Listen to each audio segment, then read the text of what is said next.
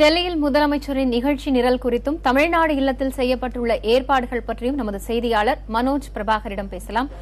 மனோஜ், முதலமைச்சர் எப்போது டெல்லி வருகிறார்? அவரை வரவேற்க தமிழ்நாடு இல்லத்தில் என்ன மாதிரியான ஏற்பாடுகள் செய்யப்பட்டிருக்கு?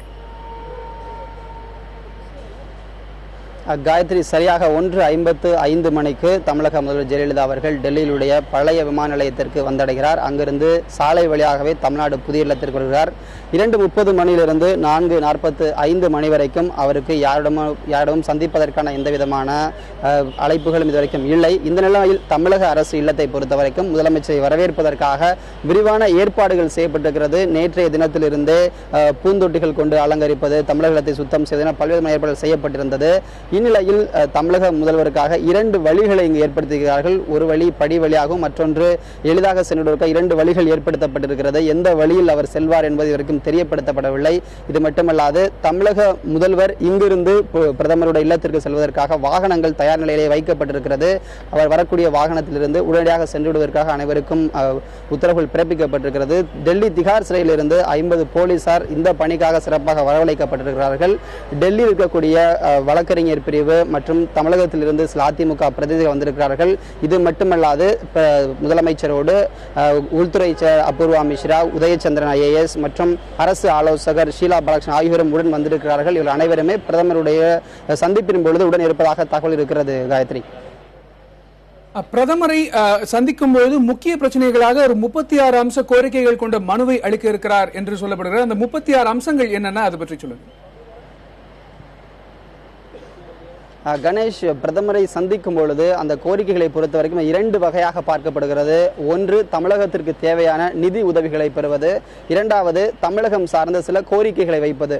நிதி உதவி எனும் பொழுது சென்னை மெட்ரோ திட்டத்திற்கு தேவையான அந்த பணத்தை கேட்பது மற்றும் தமிழகத்தில் செய்யப்பட்டு வரக்கூடிய மருத்துவ காப்பீட்டு திட்டம், பெண்கள் மேம்பாட்டு திட்டம் மற்றும் அம்மா உணவகம் போன்ற விஷயங்கள். அது மட்டுமல்லாது தற்பொழுது தேர்தல் வாக்கு அறிவிக்கப்பட்டிருக்கக்கூடிய சில 100 யூனிட் மின்சாரம் இலவசம் என்பது போன்ற விஷயங்களுக்காக தேவையான நிதி ஒதுக்கீடு ஆகியவற்றை கேட்டு பெற்றிருக்கிறார். இது மட்டுமல்லாது தமிழகத்திலிருந்து பல்வேறு முறைகளில் எழக்கூடிய சில பிரச்சனைகள், குறிப்பாக ராஜீவ்காந்தி கொலையாளிகளை விடுவிக்க வேண்டும், கெயில் அந்த எரிவாயு குழாய்கள் பதிக்கும் பாதையை மாற்ற வேண்டும். இது மட்டுமல்லாது நியூட்ரினோ மற்றும் கோல்பெட் மீத்தேன் என்று சொல்லக்கூடிய மீத்தேன் எரிவாயு திட்டத்தை மாற்றுவது என்று பல்வேறு பிரச்சனைகள் இருக்கிறது. எனவே அவற்றை நிரந்தரமாக தமிழகத்திலிருந்து எடுத்துவிட வேண்டும் என்பது ஒரு கோரிக்கை வைக்கப்பட்டிருக்கிறது. இது மட்டுமல்லாது தமிழகத்தில் சமஸ்கிருத பாடத்தை திணிக்கக்கூடாது என்ற ஒரு கோரிக்கை தற்போது அதிகமாக எழுப்பப்பட்டு வருகிறது. எனவே அது குறித்தும் மற்றும் நீட் என்று சொல்லக்கூடிய மருத்துவ நுழைவுத் தேர்விலிருந்து தமிழக மாணவர்களுக்கு விலக்கு அளிப்பது, இந்த விஷயங்கள் சார்பாகவும் அவர் தங்களுடைய தரப்பிலிருந்து கோரிக்கைகளை வைக்கிறார். எனவே இந்த விஷயத்தில் 2ஆக, அதாவது நிதி ஒதுக்கீடு ஒரு பக்கமும் தமிழகத்திலிருந்து என்ன விஷயம் செய்யப்பட வேண்டும் என்பது குறித்த அந்த கோரிக்கை ஒரு பக்கமும் என மொத்தம் 36 கோரிக்கைகளையும் 1 லட்சம் கோடி ரூபாய் அளவிற்கு நிதி ஒதுக்கீடையும் தமிழர்கள் கேட்டு பெற இருக்கிறார். கணேஷ், மனோஜ், பிரதமரை சந்தித்த பிறகு முதலமைச்சர் மத்திய அமைச்சர்கள் இடையிலான சந்திப்பு எப்போ நடைபெற இருக்கிறது? அது குறித்த திட்டங்கள் என்ன? காயத்ரி, பிரதமரை சந்தித்ததற்கு பிறகு சரியாக 5:30 மணிக்கு தமிழக புதிய இல்லத்திற்கு வரக்கூடிய முதல்வர் 6:30 மணி வரைக்கும் இங்குதான் இருக்கிறார். 7 மணிக்கு தான் அவருக்கு விமானம். இந்த இடைப்பட்ட காலத்தில் மத்திய இணை அமைச்சர்கள் நிர்மலா சீதாராமன், பியூஷ் கோயல், பொன் ராதாகிருஷ்ணன், இவர்கள் தாண்டி ரவிசங்கர் பிரசாத் ஆகியோரை அவர் சந்திக்க இருக்கிறார். இவர்களை பொறுத்த வரைக்கும் அவர் அனைவருமே தமிழக புதிய இல்லத்திற்கு வந்துதான் சந்திக்க இருக்கிறார்கள். அவர்கள் யாரையும் முதலமைச்சர் சென்று சந்திக்கவில்லை. இவர்களை பொறுத்த வரைக்கும் எப்பொழுது தமிழக முதல்வர் டெல்லிக்கு வந்தாலும் அவரை வந்து சந்திப்பது வழக்கம். ஏனெனில் தமிழகம் என்பது ஒரு மிகப்பெரிய மாவட்டம். அங்கு வர்த்தகம் சம்பந்தப்பட்ட விஷயங்கள் இருக்கிறது என்பதால் நிர்மலா சீதாராமன் கடந்த முறை கூட வந்து சந்தித்திருந்தார்.